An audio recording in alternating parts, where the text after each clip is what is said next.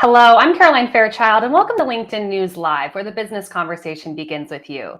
Today, we are honoring veterans. After serving in the military, transitioning careers isn't always easy, especially for women.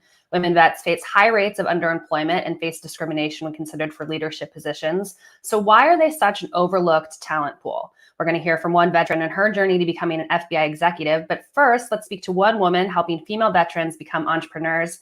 Joining me now to discuss this is Michelle Gardner-Ince. She's a women veteran champion and was executive trainer at the John Maxwell Company. She's a former commander-in-chief of war mobilization plans at the Air Force. Michelle has her master's in human resource management from Troy State University.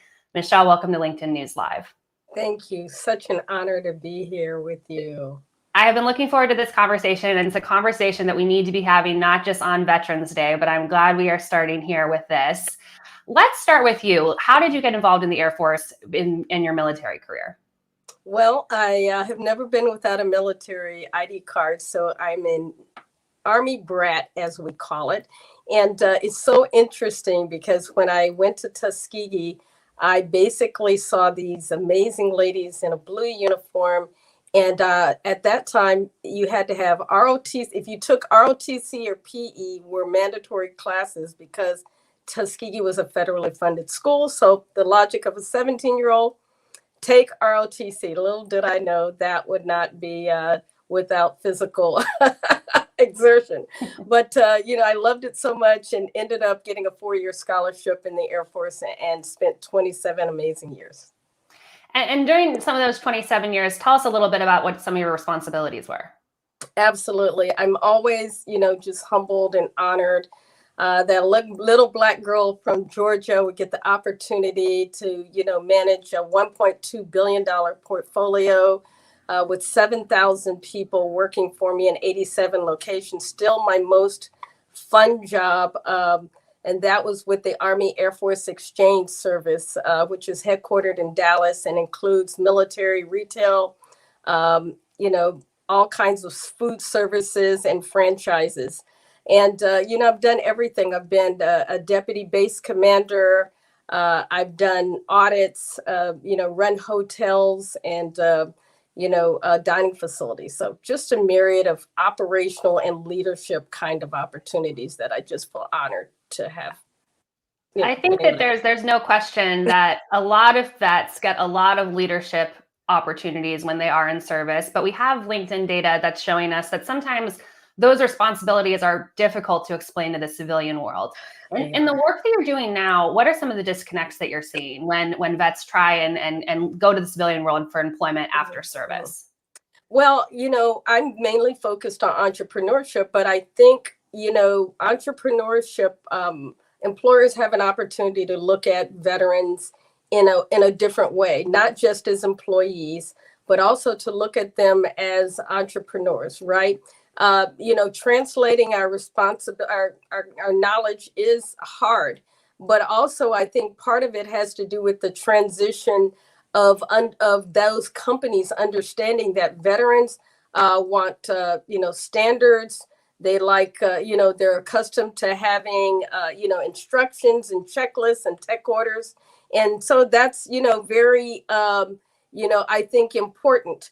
And the other thing that I think women are challenged with is that they're not in the STEM areas that are highly sought after by the military, because only recently, probably within the last 10 or 15 years, they've actually been coming into those particular fields. But the last thing I want to say is, this is out of the box, but the most successful women veteran-owned businesses started out as 1099s. Independent contractors with companies instead of employment. And what that allowed them to do is to get past performance as their own business while working as an employee with specific deliverables and standards. And I think that's a model that more employers should consider. Well, Michelle, I do want to share with you that we do also have data at LinkedIn that does show that women vets are more likely than non-females to have STEM degrees. So the numbers are moving in the right direction there, which is good. I want to quickly, let's see, we have this full screen right here. So 13% of women vets are in STEM. That's higher than non-vets. 41% have bachelor's degree or higher, and 16% of extra time they spend at their first company. So they're loyal. They're more loyal than lazy civilians like me. All right, I'm going to go ahead and say hello to some members who are joining us in the stream right now. We have Carmen from Chicago, Janice from Toronto, Nicole from New Jersey, and we have several veterans joining us in the stream as well. Hello to Jennifer, Jessica, and Catherine. Thanks for joining us here on LinkedIn News Live. So Michelle, let's dive a little bit deeper into the topic of female vets and how this minority population, some of the challenges that they face when they do come to civilian life. You're working with female veterans, female business owners all the time. What are you seeing as still some of the barriers that they're facing? Sexism, racism. Also, women, and your data shows women's social networks aren't the same as men. I always tease women, we'll talk about purses, we'll talk about children, we'll talk about, the Real Housewives of whatever city, but we don't necessarily talk about business. And that means we're missing an opportunity to collaborate with each other, to recommend each other. And that really is a lot of how transition happens. Is there's someone there, extending a hand and welcoming you into the culture, helping you translate your skills and giving you recommendations. And in terms of the underemployment that we see, are you seeing that a lot more veterans are deciding to start businesses because they can't find traditional ways of employment? Or why is this big trend happening when it comes to entrepreneurship for female vets in particular? Yes, a lot of it is happening, one, because it allows women to create their own system of wealth, right? They get to determine, I exert this much effort, so I can expect to get this much back. The other thing is many of them are caretakers of either their spouses or family members or children, and allows them to create a work environment that, that facilitates that other role. They have multiple roles, as most women do.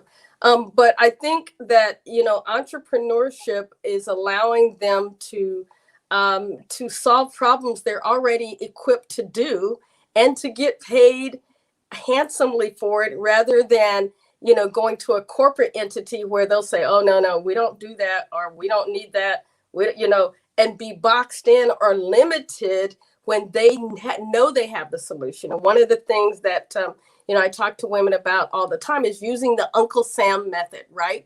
Solve a problem, address an issue, meet a need, because Uncle Sam or their military service has given them tremendous skills and ability to do that. Michelle, I have to tell you that in advance of this interview, I did some reporting where I spoke to several female vets. And one of the constant themes that kept coming up that I think every woman said to me is, when people think of a vet, they don't think of someone who looks like me. They traditionally think of a man, and they talk about how those challenges when they leave the armed services to come into civilian life that they face because of that.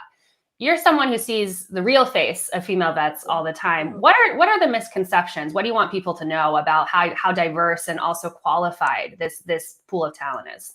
Yes, of course. I mean, there's a huge amount of minorities, right? Women of color are there. Also, I will tell you, they are resilient.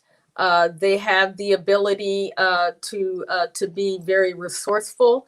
They already know how to multitask. Imagine you were asked to leave your children and your family. And men, yes, they've been asked to do the same, but it's largely different because women, we birthed those children, right? So it really is another whole level of emotional, challenge. The mental, health is I think some mental health, unemployment are things that can be solved through entrepreneurship and through helping women, face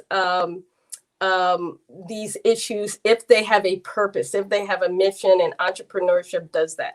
To employers, I would say we need a program that welcomes them, right? So when we go from one place to another in the military, we have sponsors. We have somebody that's saying, here's where you get your hair done. Here's where the childcare is. Here's where the church is. And I think more employers will not only recruit, but retain women veterans if they look at a program similar to that.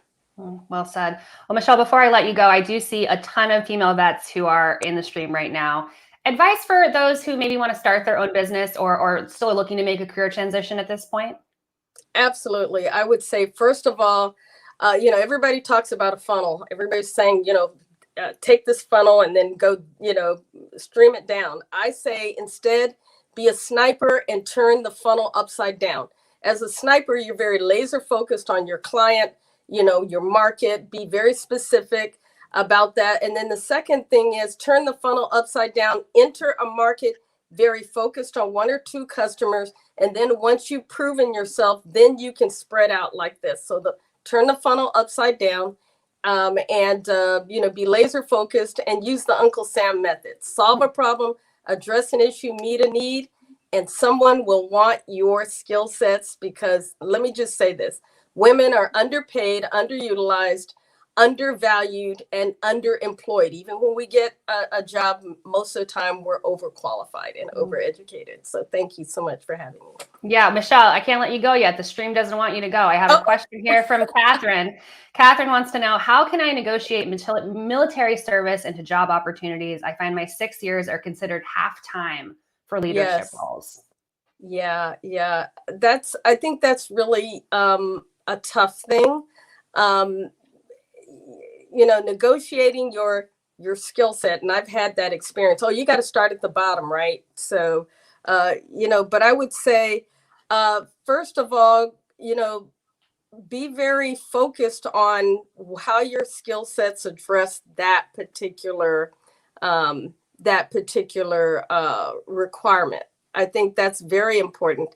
And then, I love LinkedIn. I tell everybody, not just because I'm here, LinkedIn is where business is done.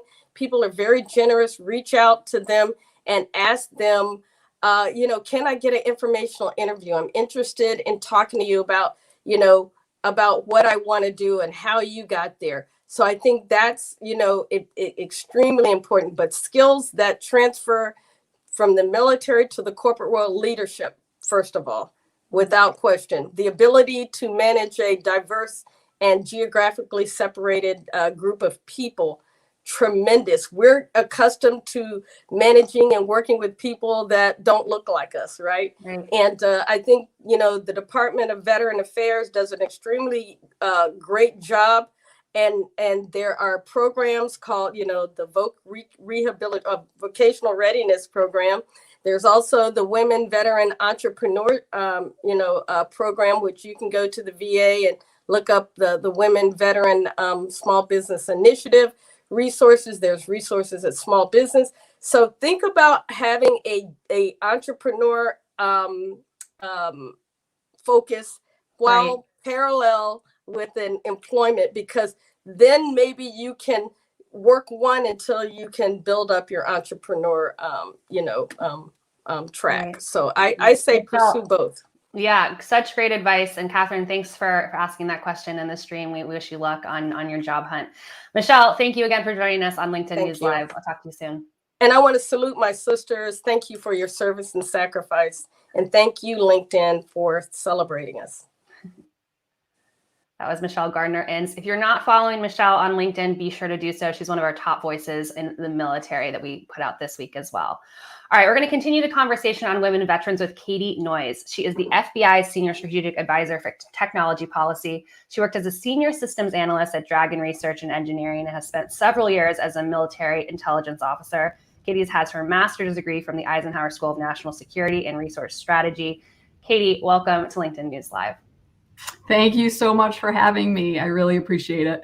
I can't wait to dive into your career journey, but I want to start with something that you wrote on LinkedIn in advance of this discussion. You said you were honored to be a part of it, but you confessed that you are a little bit disappointed that we still have to have this conversation. So walk us through some of the emotions of being disappointed that this is something that we still need to devote so much time and attention to. Yeah, I'm disappointed, I think, because I've separated from the military twice. The first time was in the year 2000, and I got out after my initial service as a military intelligence officer. And I think it was interesting because I had male counterparts at the time who were being heavily recruited by these recruiting firms that were out looking for talent, spotting and assessing talent. And they weren't said I didn't have sort of what they were looking for. I didn't match to the companies that they were looking to place in. So I ended up starting as a temp. And I got a couple of offers, because of my work as a temp. But, again, wasn't the level, wasn't the job environment that I was looking for. I ended up having to go sort of the networking, friends of other colleagues who had been placed. And then the second time coming out, here's another interesting thing that I'm hoping has changed. But the military really wanted to keep me in at that time. I met a demographic. I had just come out on the majors list. I was in military intelligence and female. I had just come out of a combat zone. And they really wanted to sort of, keep me. And the sad part was I had two colleagues I was very close to, same experience, same level. We had done a little bit of our military career together, which was great. And then all of a sudden, they're getting all of these services offered to them for their transition out of the military by the military. So I just wanted to offer, maybe the other side of this. It's not only the employers that possibly we need to do some better outreach, but we need to also do something to I'd say the in-reach from the outside to into the military. Such a good point. And, hearing you talk, I think back to Catherine's question in our segment with Michelle, where she was asking about just how hard it is to transfer the leadership responsibilities that you have into the civilian world. When I see that you're a military intelligence officer, I have no idea what that means. And I'm guessing the average hiring manager has no idea what that means. So how do you explain that to civilians, and what needs to change in the recruiting process to make the skills more transferable, if you will? Because they definitely are. It's just on paper, a lot of people don't understand them. I think there's miscommunication on both sides, right? And so it's enhancing that communication, which is, I don't think that women in the military understand what most companies, or even I would say government agencies, are looking for, those skill sets. Conversely, like you said, I'm not sure companies or even some other government agencies that aren't sort of paramilitary like the one I'm in don't understand what women or veterans in general have to offer. So I think I would like to see something from a communication strategy perspective that focuses on what I think are the core skills, right? Let me just give you a couple of examples. One is resiliency. The whole military process is all about identifying courses of action, right? And then surviving, your plan not surviving contact, and being prepared to do something, to take an alternative path, to come up with a different plan. So I just think that resiliency is a huge part of what companies and what other government agencies are looking for, but women are having a hard time putting that into words. And maybe just one other example, just for a second, is I'd say the digital literacy and upskilling. So I'm in a STEM field. There aren't a lot of, women, I will say, even where I'm at when I look around. But I think there's not an understanding that the whole of the military has to be upskilled in have digital literacy at a rate, I'd say, higher than our civilian counterparts because of what the military does. It's all about battlefield superiority, and mainly in the area of communications, but high tech, it's in every job field. And women in the military, especially, we need to stop generalizing our leadership and saying, hey, we worked with people well and we did that. We've got to go for the hard skills as well as the soft skills as well. Katie, I'm sure that being one of the few women in a STEM field was not an experience that was uncommon to you, because as we know, the female vets are, the minority population of the veteran population. I think the latest data I saw from BLS is it's about 10% of the veteran population right now. Talk to us a little bit about what it was like coming up in the service. Were you often the only woman in the room? So really funny on that. I come into the military. I went to officer candidate school. There were only 7 women. Only 5 of us made it through in a class of about 100. But the best example I can give is I go to Korea, and my first assignment is a ground surveillance systems platoon leader. What I didn't know is that there are no women actually who can serve in the enlisted ranks, but somehow they thought fit to put me as the platoon leader over that unit. So I had an all-male platoon. I will tell you, it went spectacularly. I had a great experience. Those soldiers taught me so much about how to be a good leader. That's really where you start learning that, is from the people and from the people who have the experience. So Candidly, I'm not sure I've worked in a job yet, even in the defense contracting side on my, private sector side, and certainly with the FBI, although I'm very proud of our efforts towards diversity. It's still very heavily male dominated. And now I find myself working in 5G and telecommunications, which is also a male dominated industry in the private sector. So yeah, maybe I'm drawn to that. I'm not sure. But I'd also say that's one real upside. And I call it sort of the bonus skill that a lot of women in my environment and in the military have, is we are used to working in those more male dominated environments. So there's a comfort there, perhaps. Comfort that's being overlooked, unfortunately. Katie, I'm going to quickly say hello to some more members who are joining us. We have Quentin from Virginia. Katie was just there this morning. Anthony from Pennsylvania and Amanda from San Francisco. Thanks for joining us here on LinkedIn News Live. So Katie, let's talk about this. I wanted you on the show, and I really love your perspective on how this isn't just an issue that rests with employers, that this is something that needs to happen, that the VA needs to think about this more holistically. Have you seen any progress since you left the service in terms of that happening? Or where do you think the barriers are that continue to have female vets in particular not have as equitable of a hiring process when they do leave service?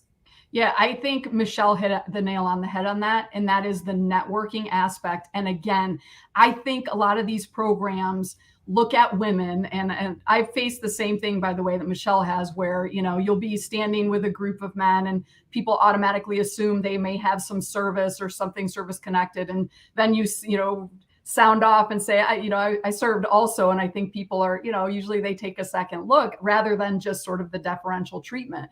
So I share that networking piece, I think, is so key. And again, not just looking to women to try to, I think, always focus on those soft skills. I think Michelle said it perfectly. She said, women, we talk about family, we talk about this, we talk about how well we work with the, people, how collaborative we are.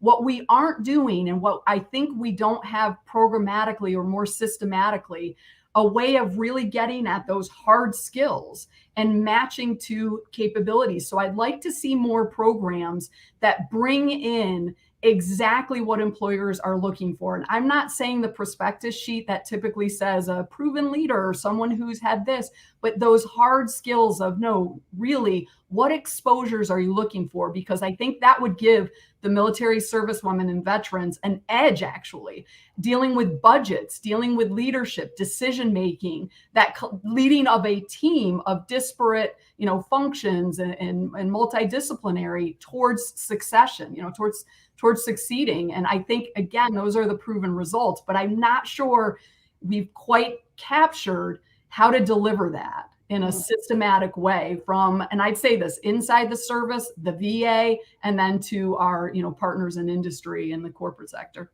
So what brought you into the FBI? Take us through that transition. Oh, goodness. Well, it starts back when I'm 9 years old and I tell everyone that I want to be a spy for a living.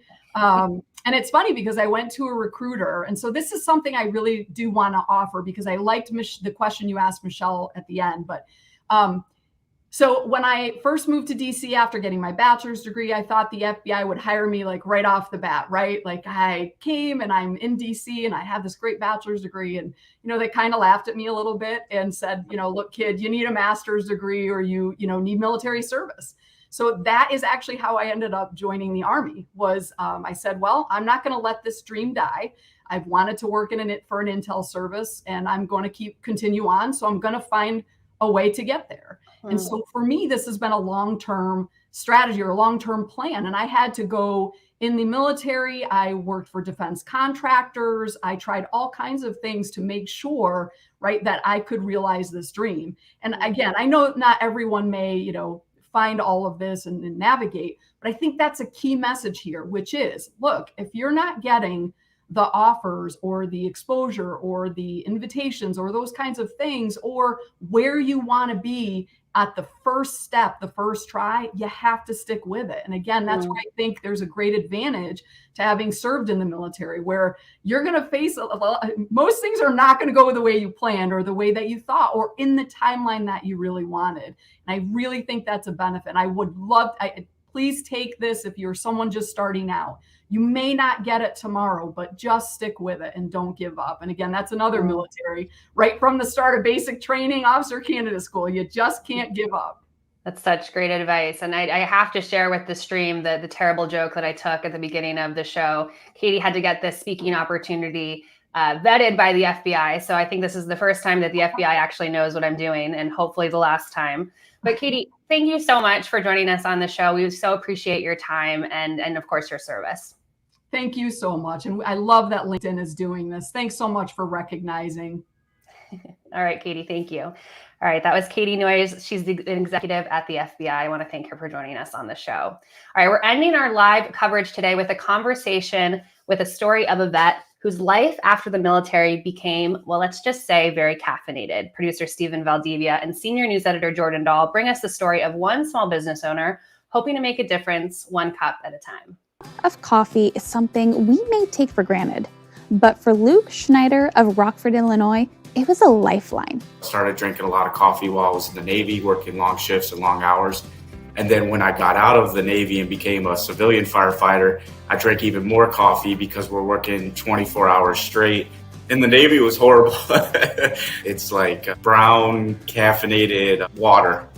It doesn't taste good. Little did he know, his affair with coffee was brewing into a full-fledged love story. When I met my wife, she was a barista at a cafe. And so I really started to fall in love with the craft of coffee. In the hopes of bonding with his girlfriend, he started experimenting with even more coffee, eventually roasting a whole new business. The original plan was just to start selling it at farmers markets. And then in 2016, I had this idea to launch Fire Department Coffee. So Fire Department Coffee donates 10% of the net proceeds to sick and injured firefighters and first responders. And that just took off. Luke was doing tastings from an 800 square foot shop at a strip mall. Now he has 40,000 square feet worth of facilities with 35 full-time employees, caffeinating civilians and first responders all over the nation. But Luke's business is a drop in what is a big pot of veteran-owned businesses. Entrepreneurs with military backgrounds make up 9% of all U.S. business owners. They employ a total of 5.8 million workers and generate more than $1 trillion in revenue. And when you ask vets what has prepared them for a life as a founder, you can be sure that they'll point to their time in the service. I feel like it's the mentality that you have when you're in the military or the fire service. Like you have a job, and sometimes you can call for backup, but other times you are the backup. There's no quitting. There's no giving up. We have to see this through. A career in the military comes with sacrifice, but Luke also ran into hot water as an entrepreneur. For the past 5 years, Luke was working around the clock as a full-time firefighter and paramedic while running his business. The side hustle really took off so much to where my wife and kids would definitely have suffered from that, being fully committed to firefighting and fully committed to Fire Department Coffee. But it got to a crossroad where I needed to step full-time into the business. After 12 years in the fire department, Luke has taken a leave of absence. But that doesn't mean he's left a life of public service. Because as any coffee lover will tell you, the world seems so much better when you have a fresh cup of joe in your hands. I never really looked at myself as an entrepreneur, but it's been fun. Having a lot of fun doing it.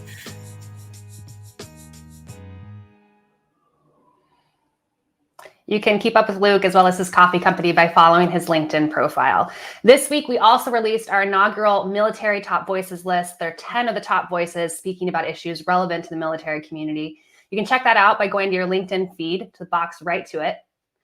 And then on mobile, you can click into that search box. Tomorrow, my colleague Andrew Seaman will be with you at 12 Eastern for a conversation with Candace Nelson about steps you can take towards changing careers. I'm Caroline Fairchild. Thank you so much for watching LinkedIn News Live.